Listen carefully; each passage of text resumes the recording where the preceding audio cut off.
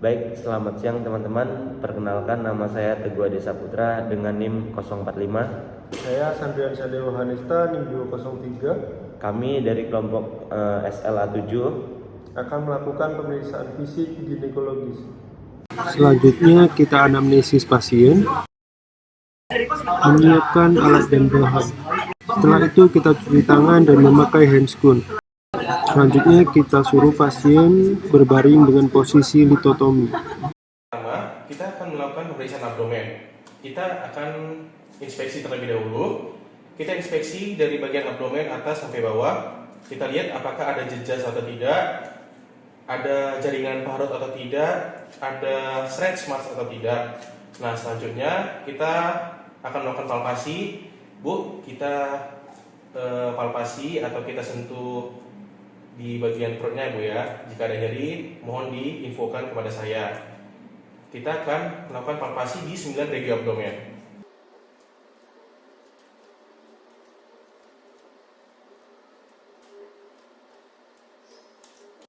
Selanjutnya kita akan melakukan pemeriksaan gineja bagian luar.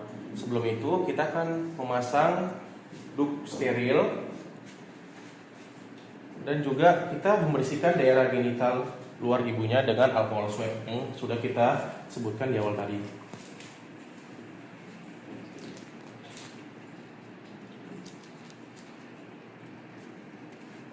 Kita bersihkan di daerah labio mayornya. Siapa tahu masih ada tersisa dari buang air kecil tadi. Selanjutnya kita menyentuh paha ibu agar si pasien tidak terkejut. Nah, selanjutnya kita perhatikan, kita lihat dulu bagian labia mayor, klitoris ataupun daerah perineumnya. Apakah ada kemerahan, benjolan atau kebiruan. Nah, selanjutnya kita gunakan 2 jari untuk melihat lebih dalam lagi. Kita pisahkan labia mayornya untuk melihat labia minor, mulut uretra atau mulut vagina. Nah, selanjutnya kita akan melakukan pemeriksaan labia minor. Nah, kita melihat apakah di bagian labia minor ada nyeri atau nanti ada keluar discharge atau cairan setelah kita palpasi. Nah, selanjutnya kita akan melakukan pemeriksaan di bagian kelenjar Skene dan kelenjar Bartolini, di mana kita menggunakan 2 jari. Kita masukkan kedua jari itu menengadah ke atas. Jika kita memeriksa Skene gland, kita menghadap arah jam 11 dan arah jam 1.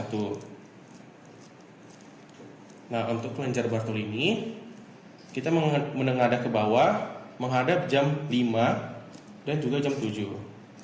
Nah, kita lihat bagaimana cairannya, apakah keputihan atau berwarna. Nah, selanjutnya kita minta ibu untuk mengedan ketika kita menahan labia dalam posisi terbuka. Periksa apakah ada benjolan pada dinding anterior dan posterior vagina. Setelah itu kita akan melihat perineum, apakah di daerah perineum ada jaringan parut, lesi, inflamasi atau retakan kulit. Selanjutnya kita akan melakukan pemeriksaan spekulum. Nah, untuk pemeriksaan spekulum ini kita menggunakan spekulum atau cocor bebek dan juga menggunakan kayak gel untuk melubrikan atau memperlancar waktu masuk. Nah, kita oleskan kayak gelnya tadi ke mulut cocor bebeknya.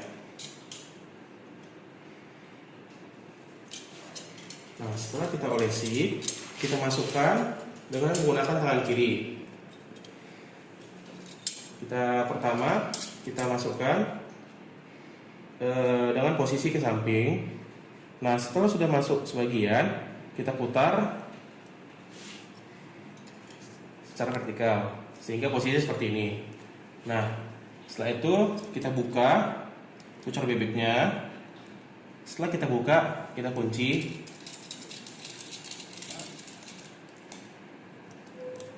Cocor bebek tersebut. Nah, selanjutnya ketika sudah terbuka, kita bisa melihat serviks dan bagian dalam dari vagina. Kita lihat bagaimana warnanya, posisinya, permukaannya, apakah ada cairan atau discharge. Setelah kita sudah melihat, kita lepaskan spekulum tersebut. dengan membuka kunci tersebut dulu.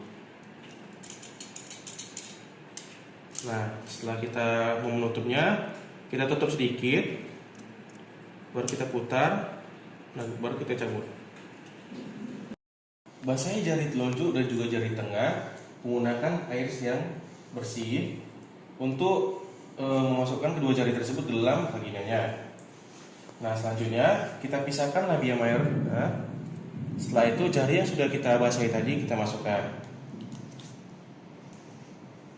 Nah, setelah itu kita memberikan tekanan ke arah bawah, tunggu sampai otot perineum menjadi relaks. Secara bertahap, masukkan kedua jari sepenuhnya sampai menyentuh serviks. Nah, setelah menyentuh serviks, kita putar telapak tangan menghadap ke arah atas dan mengikuti mukosa vagina. Nah, di situ kita merasakan panjang, ukuran, bentuk, dan perhatikan posisi serta konsistensinya. Setelah itu menggerakkan serviks dengan lembut ke arah sisi, satu ke arah lainnya di antara kedua jari. Memperhatikan apakah ibu merasakan sakit, bu merasakan sakit atau tidak. Nah, selanjutnya letakkan tangan yang lain berada di abdomen. Selanjutnya kita mencari ovarium dengan menekan jari-jari yang berada di bagian vagina dengan cara menggerakkan jari yang berada di abdomen dan lateral berhadapan dengan rahim. Tekan dengan tangan yang berada di abdomen dan menekan ke arah atas. Nah, setelah kita melakukan perabahan tersebut, kita menilai bagaimana ukurannya, konsistensi, mobilitas ovarium. Jika ada teraba, bagaimana normalnya? Apakah kedua ovarium teraba atau tidak? Ulangi prosedur di atas untuk mencari ovarium di sisi lainnya. Nah, yang terakhir kita akan melakukan pemeriksaan rektovagina. Kita jelaskan ke ibunya, ibu, selanjutnya saya akan melakukan pemeriksaan rektovagina. Pemeriksaan ini untuk melihat apakah ada massa pada bagian rektum dan massa pada bagian vagina. Apakah ibu bersedia? Bersedia. Nah, selanjutnya jari yang digunakan adalah jari telunjuk dan juga jari tengah. Pertama, kita masukkan jari tengah kita ke bagian rektum. Nah, kedua, jari telunjuk dimasukkan ke daerah vagina. Masukkan secara perlahan. Sembari itu kita suruh ibunya untuk mengembuskan nafas agar pasien rileks. Selanjutnya, tekan secara kencang di daerah tangan yang berada di tulang pubis. Menekan jari-jari yang berada di vagina dan rektum ke arah anterior. Nah, selanjutnya kita meraba permukaan rahim. Apakah ada benjolan atau massa? Selanjutnya, apakah ada nyeri atau tidak? Ketika sudah, kita lepaskan kedua jari secara perlahan. Setelah pemeriksaan, kita cuci tangan kembali. Setelah selesai, kita edukasi pasien. Baiklah, pemeriksaan ginekologi telah selesai. Mudah-mudahan bermanfaat bagi teman-teman semuanya. Terima kasih.